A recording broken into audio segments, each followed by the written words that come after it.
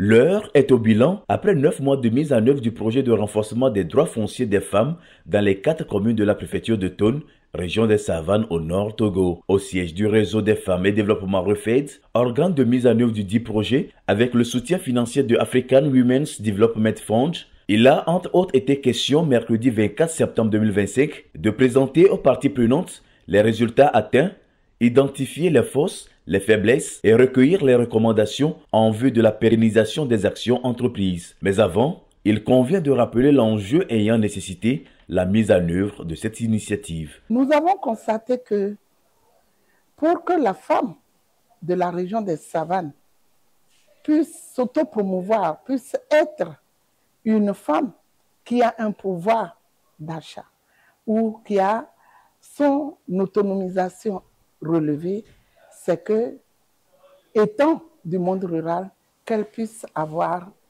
droit à la terre ou qu'elle puisse avoir facilement accès à la terre.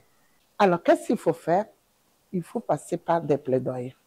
Le projet, faut-il le rappeler, fait suite à une première phase qui a permis au REFED depuis 2021 de mener des activités de formation et de sensibilisation des acteurs locaux sur les tests protégeant les femmes, le code foncier domanial et la mise en place progressive des cadres permanents de dialogue et de concertation. Avec ce nouveau projet, 6 activités principales ont été menées.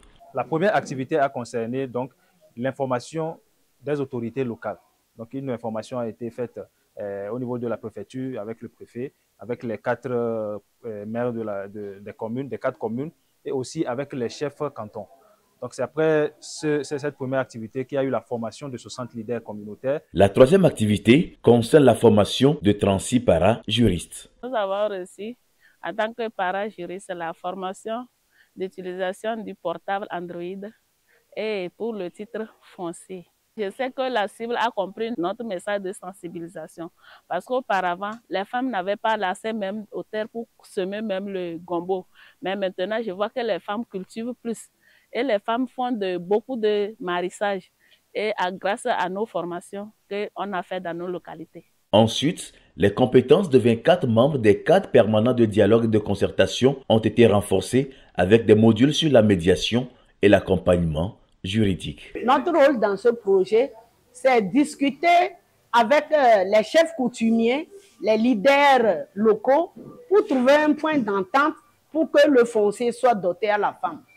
Et nous avons réussi grâce à ce projet. Actuellement, la communauté a compris qu'avec le code foncier domanial, qu'il faut vraiment attribuer le foncier à la femme. Afin de faciliter l'accès aux tests juridiques, il a été procédé à l'achat et à la distribution de 133 exemplaires du code foncier domanial distribués aux différents acteurs. Enfin, en termes d'activité, ces émissions radio ont été diffusées sur 8 mois et ont sensibilisé la masse sur les droits fonciers des femmes. Ces actions ont eu pour conséquence des résultats qui réjouissent aujourd'hui le REFED. Nous sommes satisfaits du fait que les autorités locales ont compris pourquoi il faut que la femme ait accès ou ait droit à la terre. Nous sommes satisfaits du fait que la sensibilisation a été faite par les parajuristes accompagnés des maires qui sont les premiers responsables, donc les présidents de ces CPDC. Donc vous comprenez que cela nous réjouit parce qu'eux-mêmes, ils vont faire la sensibilisation des communautés pour les femmes. Ces résultats sont aussi salués par les acteurs locaux, notamment les communes et la chefferie traditionnelle. Avec la mise en place des parajuristes, des cadres permanents de concertation, tout a été bien. Et aujourd'hui, les conflits fonciers même sont mieux gérés. Nous sommes mieux gérés et les femmes aujourd'hui s'épanouissent et ont aussi quelque chose pour aussi engager des projets d'autonomisation. Le code foncier domanial, ça nous permet donc désormais avec lui de pouvoir clarifier nos zones et nous n'avons pas pratiquement beaucoup de difficultés comme dans les temps passés.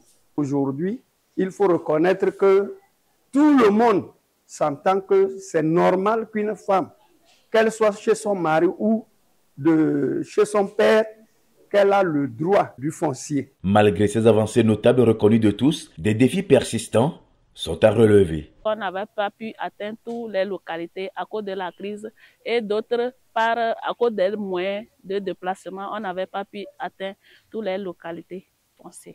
Aujourd'hui, on demande aux chefs traditionnels de régler à la base les conflits, mais malgré ça, les juges ils reçoivent des conflits fonciers sans toutefois impliquer les chefs traditionnels. Donc moi, je serais partant à ce qu'on organise peut-être des sessions de formation où on pourra réunir tous ces acteurs-là qui œuvrent dans le foncier afin de définir le rôle de tout un chacun. Enfin, je voudrais sincèrement remercier AWDF et lui témoigner notre reconnaissance, à travers moi la reconnaissance de toutes les femmes de la région des Savanes et particulièrement les femmes des 4 communes de la préfecture de Thônes. Ce n'est pas encore fini, nous allons toujours nous approcher de AWDF pour parfaire ce que nous n'avons pas. Il y a beaucoup de défis relevés par les participants et les participantes. En termes de recommandations, les participants ont unanimement formulé le vœu que le projet s'élargisse aux autres préfectures de la région des Savanes. Ils ont également souhaité qu'il y ait un accompagnement des femmes victimes de problèmes de foncier, la dotation des parajuristes de moyens de transport, du code foncier domanial, sans oublier la poursuite des émissions radiophoniques.